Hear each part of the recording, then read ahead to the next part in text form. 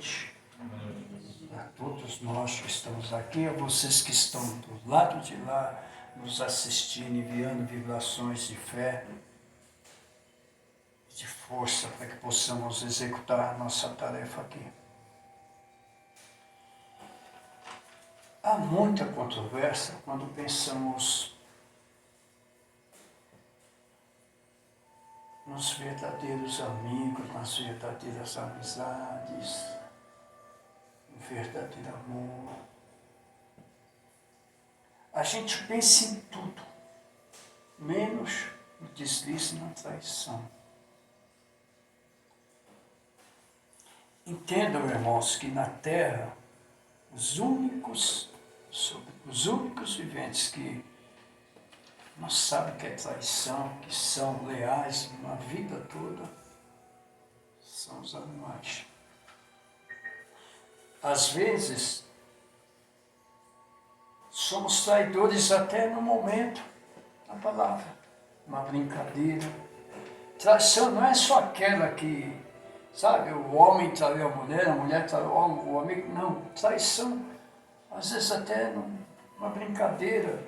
Quando você faz uma brincadeira com a pessoa que você percebe que ela não aceitou a brincadeira, você já está traindo. A gente nunca pensa que um amigo vai... Nossa, eu não imaginava que ele podia agir assim comigo. Traição são das pequenas coisas, até as insuportáveis. E temos que estar preparados para isso. Ninguém é igual a você em todos os sentidos. Por isso que nós temos que pensar assim, não somos insubstituíveis, mas somos únicos. Somos únicos. Nós temos que ter o nosso amor próprio maior que o dos outros, que a gente possa cobrar dos outros para com a gente. O amor é um presente que ele vem sem a gente pedir, talvez até sem a gente perceber. Nós temos que tomar muito cuidado com as palavras e começar a prestar mais atenção nos gestos, na forma como te tratam. Porque o mundo moderno hoje já sai, eu amei ela até hoje, mas agora já não amo mais. Que por é esse? Ou vamos dizer, que show da Xuxa é esse? Né? Então a gente tem que pensar bem naquele lado Judas. Judas veio e não veio para trair.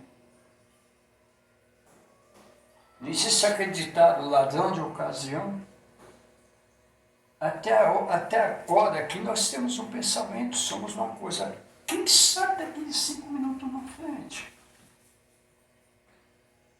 Se a gente não pensar naquilo que a gente pode fazer de bem, naquilo que a gente pode ser, a gente não entra em deslize. Por isso que é um ditado, temos que sempre ter fé, sempre ser forte. Olha a mensagem que a gente recebeu hoje em forma de oração. As trincheiras são necessárias. Esse papo, não, eu tenho que estar na guerra, na batalha de pé. Não, as trincheiras são necessárias para que a gente possa... A gente sempre é um alvo por inimigo. Sempre. Então nós temos que ser invisíveis. Invisíveis só com a proteção divina. A trincheira é para a gente poder se defender, se esconder. Não é assim? Então ela é necessária. Então vamos falar hoje traição de Judas.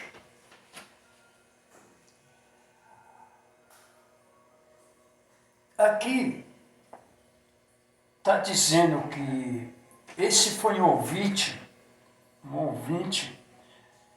falando para a rádio, o narrador contando. Um ouvinte nos escreveu perguntando se Judas, ao nascer, trouxe a missão de trair o Cristo.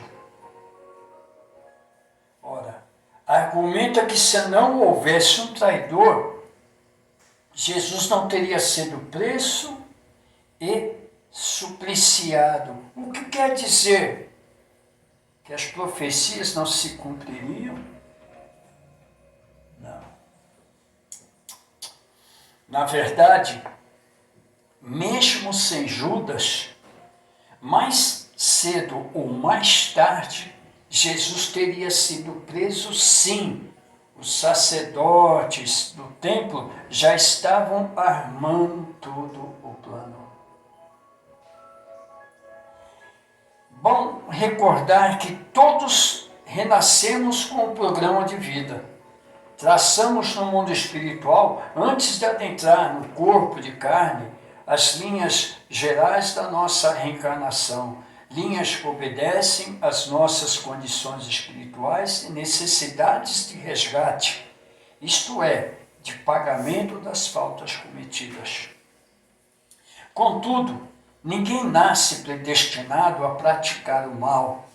Se assim fosse, cairia por terra a lei de progresso e a justiça divina. A lei de progresso porque se poderia admitir que alguém poderia dar passos para trás, e a justiça divina porque se Deus assim dispusesse, não poderia depois realizar a cobrança pelo mal praticado.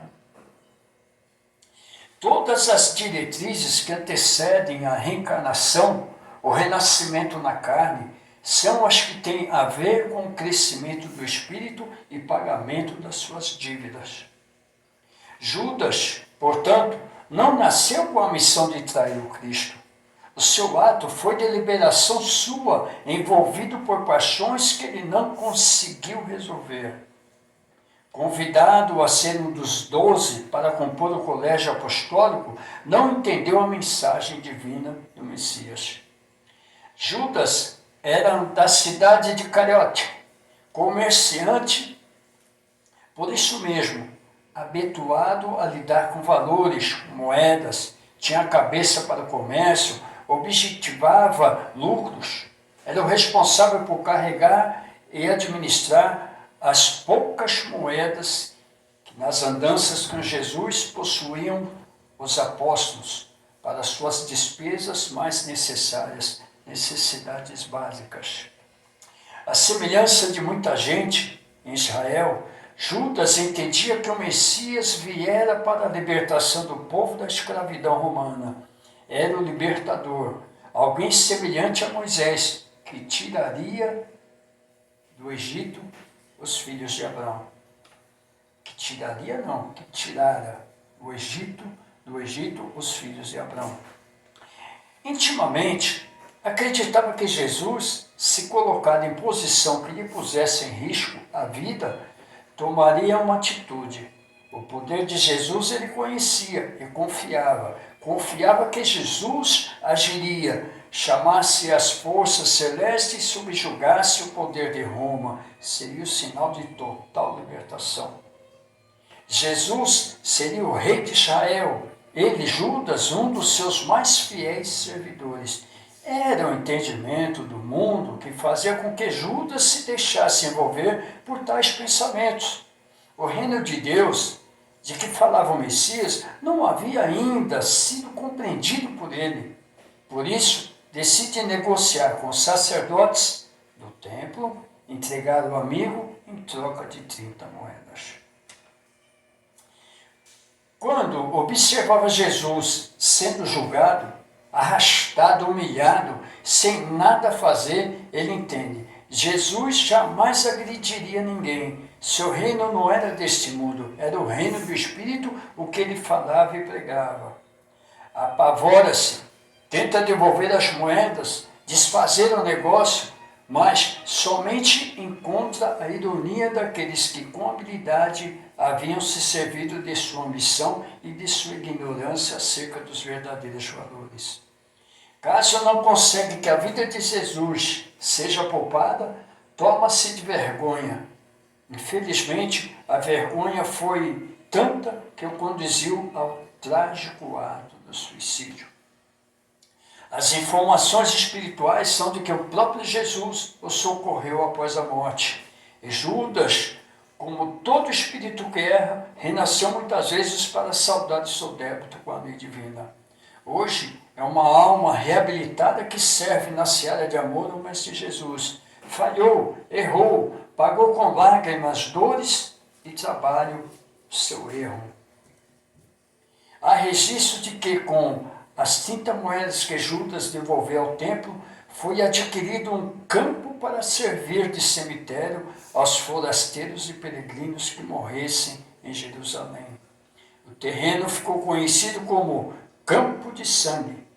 No lugar de Judas para compor os 12, os apóstolos escolheram Matias. O teu ofensor merece tua compaixão, nunca a tua vingança. Não é isso? Olha como Jesus dá o exemplo para nós. Ele na mesa sabendo, ele por dentro rindo e fala assim, puxa vida, o meu menino está se deixando envolver pela ganância, pelo orgulho, pelo ego nos sacerdotes. Então não pense vocês que se não existisse Judas, Jesus ia morrer, Jesus ia ser preso. A situação do Judas foi que os caras pegaram o momento dele de fraqueza, vem cá. E nós precisamos estar sempre vigilantes com nós mesmos por esses momentos de fraqueza. Os nossos inimigos ocultos são os vírus, as bactérias que vêm sorrateiramente e a gente não vê. Um pingo, pum, já mudou nosso pensamento. O mesmo benfeitor que vem, o malfeitor também se aproxima, depende de nós. Entregar tudo para Deus, vai me proteger. Não, nós temos que fazer a nossa parte. Não adianta eu fazer uma casa, não pôr porta, janela, pôr meus bens lá e ficar lá, deitado, Deus vai me proteger. Faça a sua trincheira primeiro. Faça a sua trincheira primeiro. O que você me diz? A gente que está nessa batalha da vida, a gente tem tantos exemplos, né? Você desse lado sabe disso.